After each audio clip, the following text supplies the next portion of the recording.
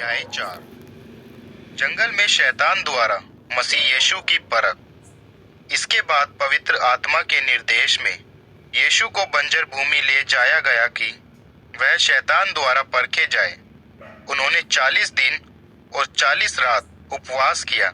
उसके बाद जब उन्हें भूख लगी, परखने वाले ने उनके पास आकर कहा, यदि तुम परमेश्वर पुत्र हो तो इन पत्थरों को आज्ञा दो कि ये रोटी बन जाए। यीशु ने उसे उत्तर दिया, मनुष्य का जीवन सिर्फ भोजन पर नहीं बल्कि परमेश्वर के मुख से निकले हुए हर एक शब्द पर भी निर्भर है।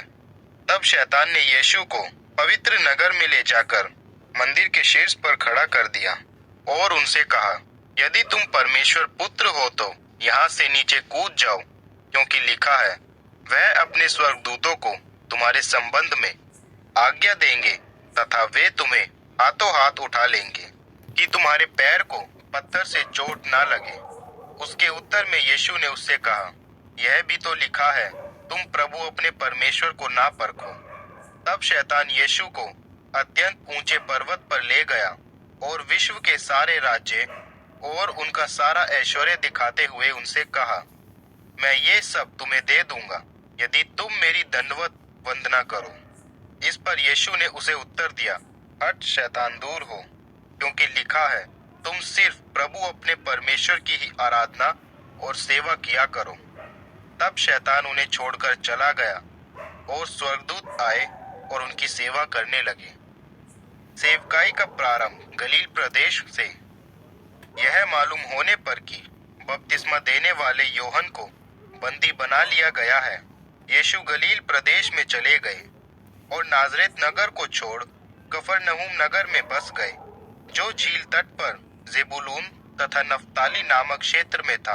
ऐसा इसलिए हुआ कि भविष्यवक्ता यशायाह की यह भविष्यवाणी पूरी हो, यरदन नदी के पार समुद्र तट पर बसे जेबुलून तथा नफ्ताली प्रदेश अर्थात गलील प्रदेश में, जहां गैर इजरायली बसे हुए हैं, अंधकार में जी रहे लोगों ने एक बड़ी ज्योति को देखा।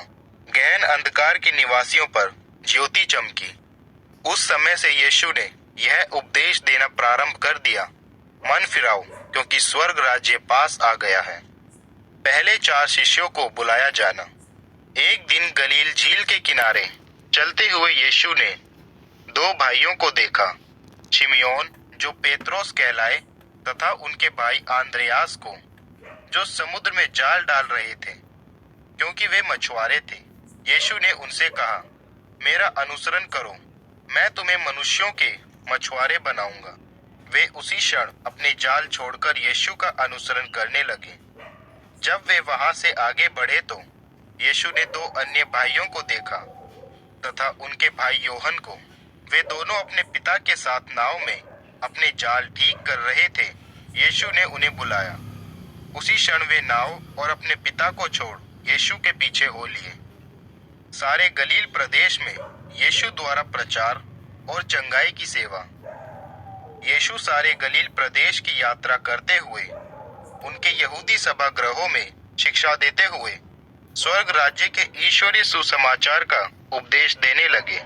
वह लोगों के हर एक रोग तथा हर एक व्याधि को दूर करते जा रहे थे।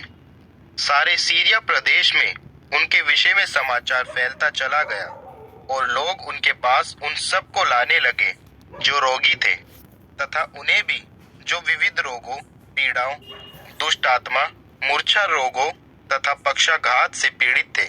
यीशु इन सभी को स्वस्थ करते जा रहे थे। गलील प्रदेश, देकापोलिस, यरूशलेम, यहूदिया प्रदेश और यरदन नदी के पार से बड़ी भीड़ उनके पीछे पीछे चली जा रही थी।